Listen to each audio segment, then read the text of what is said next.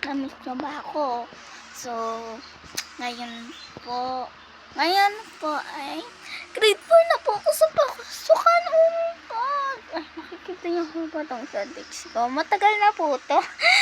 So, ngayon naman po, mag-grade 4 na po ako sa pasukan. Gusto ko yun. Tapos, sa San Crispin kami napasok. Ngayon, iba naman po. Ngayon po, ay lilipat na po kami sa Santa Filomena Integrated School. Yun lang po.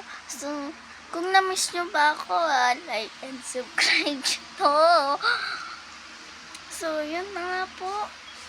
At huwag nyo kakalimutan yung bell. Click the bell, guys. So, ngayon po, tutog na po ang kapatid ko. Same po kami ng damit. Kita na po yung tiyan. Medyo maliit na po sa kanya. Sa akin din. Medyo maliit. O, diba guys? Same po kami ng damit.